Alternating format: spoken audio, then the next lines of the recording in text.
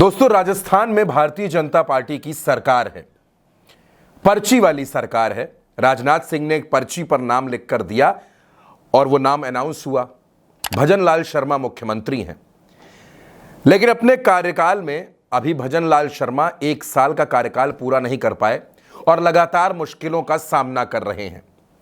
कई बार वसुंधरा राजे ऐसे स्टेटमेंट दे चुकी हैं जो सरकार की स्थिति को खराब कर देते हैं। कुछ दिनों पहले किरोड़ी लाल मीणा, जो सबसे सीनियर नेता हैं, सरकार में मंत्री थे, उन्होंने इस्तीफा दे दिया और अब एक और इस्तीफा होने जा रहा है।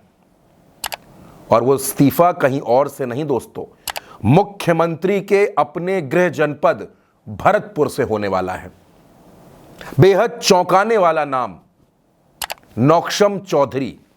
दोस्तों, नौक्षम चौधरी भरतपुर के कामा से भारतीय जनता पार्टी की विधायक हैं।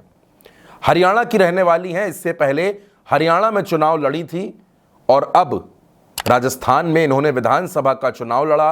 भरतपुर के कामा सीट से चुनाव जीत गई।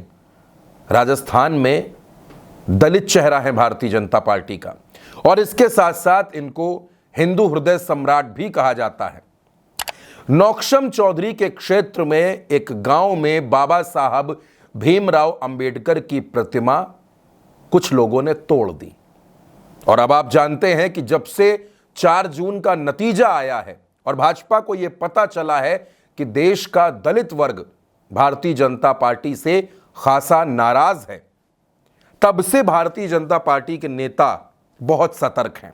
बयान देने में, कार्यक्रमों में और हर जगह वो ये कोशिश करते हैं कि कहीं भी बाबा साहब का या संविधान का अपमान न होने पाए। नौक्षम चौधरी उस गांव में पहुंची और उस गांव के लोगों के बीच पहुंचकर भावुक हो गईं। लोग कहते हैं फफक फफक कर रोने भी पड़ी। उन्होंने कहा कि बाबा साहब की मूर्ति को तोड़ा जाना यह संविधान पर हमला है, अपमान है और मैं ये बर्दाश्त नहीं करूंगी। उन्होंने प्रशासन को खुली धमकी दे डाली, चेतावनी दे दी कि अगर आरोपियों को गिरफ्तार नहीं किया गया तो मैं इस्तीफा दे दूंगी, मैं विधायक नहीं रहूंगी और इसके लिए किसी को मुझसे कहने की जरूरत नहीं है। 24 घंटे में अगर प्रशासन ने हमारा साथ नहीं दिया तो मैं आपके कहने से पहले ही इस्तीफा दे दूंगी। आपको उसको कहने की मुझे जरूरत नहीं पड़ेगी। अगर 24 घंटे में कल 12 बजे तक प्रशासन ने हमारी मांगे नहीं पूरी करी या हमें ये झूठा आश्वासन दे दिया, आपको कहने की जरूरत नहीं पड़ेगी। मैं आपके साथ हूँ, अपने समाज के साथ हूँ, आपके बच्ची हूँ, आपके साथ हूँ। आपको इसमें मेरे से दोबारा कहने की जरूरत नहीं पड़ेगी, पर मजबूती से प्रशासन इसको देखे, ये मेरा आवेदन है। सरकार से भी आवेदन करती हूँ, माननीय भजनलाल जी से भी आवेदन करती हूँ कि इतनी बड़ी ये घटना हुई है, इसको संगीन तरीके से लिया जाए, इसको संजीदा रूप से लिया जाए और जो हमारा समाज चाहता है उसको निष्पक्ष रूप से 24 घंटे के अंदर पूरा किया जाए। दोस्तों, ये नौक्षम चौधरी बता रही हैं कि वो इस्तीफा दे देंगी।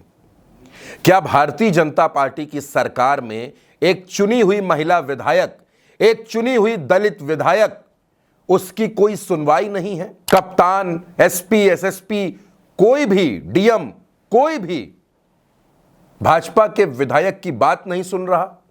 क्या भारतीय जनता पार्टी की सरकार में, सत्ता में एक महिला विधायक इतनी कमजोर है कि उसे इस्तीफा देने की बात करनी पड़ी? दोस्तों, ये नौक्षम चौधरी का नेचर नहीं है कि वो लोगों की मदद करें, उनके काम करें। और ये मैं नहीं कह रहा, खुद नौक्षम चौधरी ने ये बात कही थी कि वो भाजपा की विधायक हैं और जायज कामों के लिए उनके पास आने की कोई जरूरत नहीं है। उसके लिए सरकार है, प्रशासन है। हां, अगर कोई नाजायज काम है तो उसके लिए मेरे पास जरूर आना। ये बात भी नौक्षम चौधरी ने कही थी। आप नौक्षम की इस बात को भी सुनिए। कि जायज काम के लिए मेरे पास मत आना, उसके लिए करने के लिए सरकार बैठी है, प्रशासन बैठे, नाजायज काम के लिए मुझे याद कर लेगा। अब दोस्तों, हमने नौक्षम के 2 बयान आपको सुनाए। एक बयान में वो ये कहती हैं कि वो नाजायज कामों में लोगों की मदद करेंगी और दूसरी तरफ उनकी मजबूरी दिखती है, जहां ये दिखता है कि भारतीय जनता पार्टी की सरकार में राजस्थान में भाजपा की सरकार है, वहां पर बीजेपी की ही विधायक की सुनवाई नहीं हो रही। पुलिस प्रशासन कोई विधायक की बात नहीं सुन रहा और विधायक इस्तीफा देने की बात कह रही हैं। दोस्तों, भारतीय जनता पार्टी में खटपट सिर्फ दिल्ली में है, उत्तर प्रदेश में है, महाराष्ट्र में है, ऐसा नहीं है। राजस्थान में भी अंदर अंदर विद्रोह की ज्वाला धधक रही है। मंत्री हो, विधायक हो, सब सरकार से असंतुष्ट नजर आते हैं। अब देखना होगा कि नौक्षम चौधरी अपना इस्तीफा देती हैं या फिर सरकार और प्रशासन उनकी मांगों और उनकी बातों पर ध्यान भी देता है। दोस्तों, इस खबर के बारे में आपकी जो भी राय हो, अपनी राय हमें कमेंट बॉक्स में जरूर बताइएगा।